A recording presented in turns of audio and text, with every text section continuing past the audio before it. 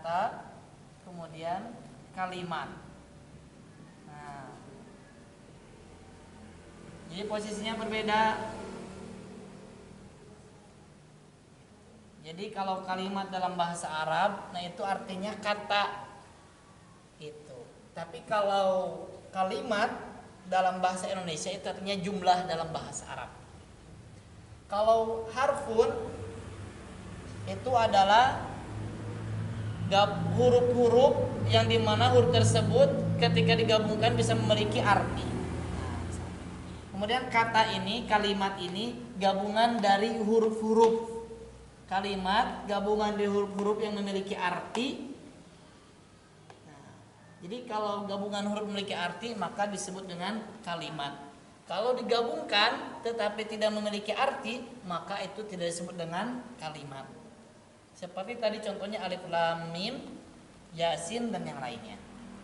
Kemudian jumlah.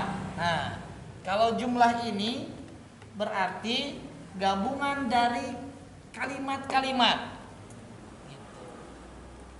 Kalau di bahasa Indonesia gabungan dari berbagai kata itu disebut dengan kalimat. Tapi kalau bahasa Arab gabungan dari kalimat-kalimat itu disebut dengan jumlah. Bisa. Ini di sini aja. Kalimat gabungan dari huruf-huruf yang memiliki arti. Jumlah gabungan dari kalimat-kalimat. Batuk, soal. Ana soal artinya saya sakit tenggorokan. Ana soal artinya saya pertanyaan. Hati-hati. Ini banyak. Salah baca. Nah, pertanyaannya, aina mana harfun? Aina harfun. Kemudian kalimatun, kemudian jumlatun, ya, jumlah kalimat. Karena memiliki apa arti ala? Hah? Di jangan takut di atas. Di atas. Al-kursiyyi isi kalimat. Kalimat, ya? Apa arti kursi? Jumlah. Salah. Alif lam, huruf. Kenapa huruf? Karena tidak mempunyai arti. Tidak memiliki arti. Huruf. Ustaz, saya izin. Ya habibati, dalika. Kalimat. Limadza yusamma bil kalimah? Ma maknaha? Itu. Tapi Alkitabu. Kalimat. Ma maknaha? Kitab. Nah, la selanjutnya kalimat. Kenapa disebut kalimat? Nah, karena memiliki arti. Kemudian roiba. Kenapa disebut kalimat? Roib, apa artinya roiba? Keraguan. Fi kalimat. Kenapa disebut kalimat? Apa artinya fi? Hi. Domir. Hi di sini sebutnya domir. Artinya huwa. Artinya Alkitab berarti pertanyaannya si ha ini adalah Alkitab. Kalau Alkitab itu adalah kalimat, berarti hi juga artinya kalimat. Nah, sekarang semuanya udah bisa membedakan harfun, kalimatun, jumlah. Kapan. Nah, jadi kalau mata artinya kapan. Tapi kalau mata artinya death, mati, meninggal. Jadi kalau bertanya mata anta, artinya bukan kapan kamu, tapi mati kamu. Kan gitu. Kalau mata anta, nah, kapan kamu. Jadi kalau panjang di akhirnya mata artinya kapan. Tapi kalau maknya panjang mata artinya mati, meninggal. Kemudian wa Dan mabani ma'ani. ma'ani. Ma'ani. Gitu. La maba ma'ani. Gitu. Ma manaha. Nah, tidak. Mana? Man ma'ani. Nah, apa artinya? Min maba ma'ani. Apa artinya? Dari Ustaz Heri. Ya mabani mani. Kasih tahu dikri. Ya. Nah, mabani. Au. Mabani au ma'ani. Nah, ma'ani. Kenapa disebut ma'ani? Nah, apa artinya? Nah, sip. Nah, udah, jadi huruf tambahan.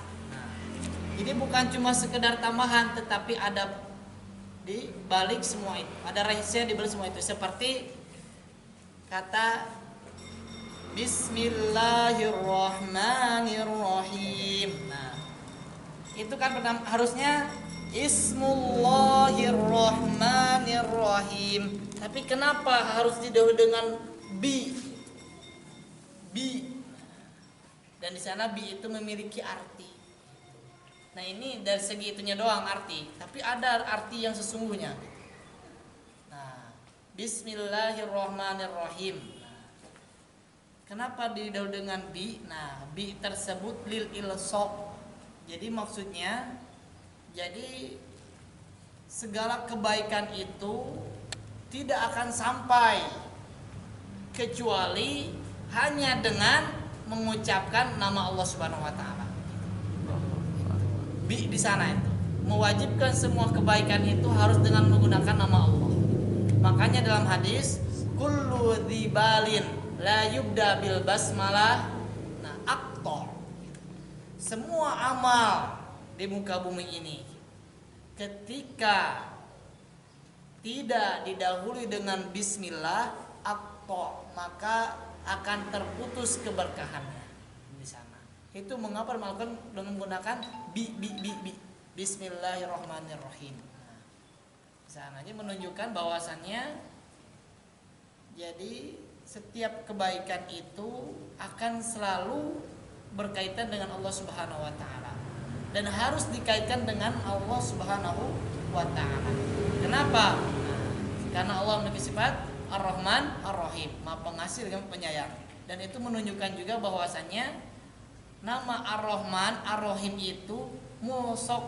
Jadi selalu menempel, berkaitan atau bersandar kepada Allah Subhanahu wa taala.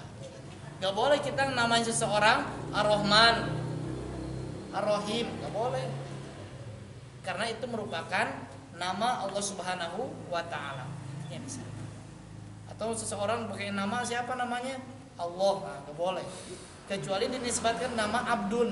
Nah, Abdurrahman boleh gitu. Abdullah. Atau Abdurrahim, Abdullah boleh. Tapi kalau nama Ar-Rahman, Ar-Rahim, nah itu gak boleh. Ya. Atau Allah, nah itu juga boleh. Kalau Jadi sama. panggilan gimana? Misalnya Rahman, Ar-Rahim.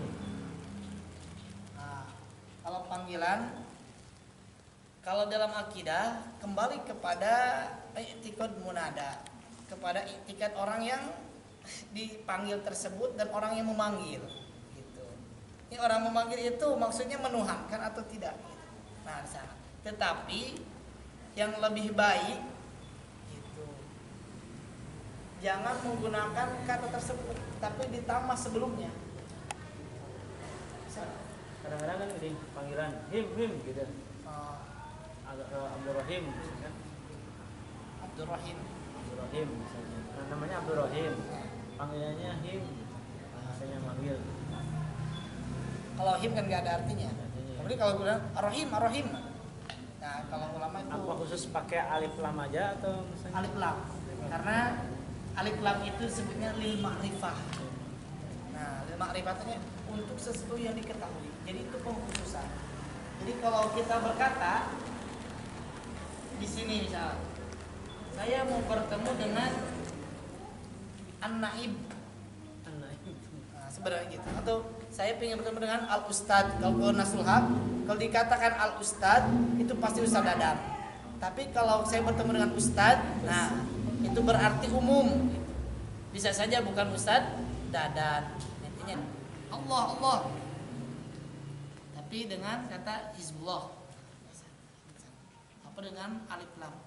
Kemudian tidak boleh juga menisbatkan abdun kepada bukan selain Allah. Contoh Abdul Ka'bah itu gak boleh. Karena di Arab ada orang namanya seperti itu. Abdul Ka'bah artinya hamba Ka'bah. Padahal kita hamba Allah. Atau Abdul Masjid, anak masjid. Jadi kata abdun itu khusus dinisbatkan kepada Allah Subhanahu wa taala. Makanya ketika di Ar-Royah banyak nama yang diubah. Seperti anak Rofi, Abdul, Rafi, Abdul Rafi. Anak hamba Rafi. Emang ada nama Allah Rafi gitu? Gak ada. Ada juga Ar-Rofi. Makanya ada bahasa Rofi Abdul Rofi.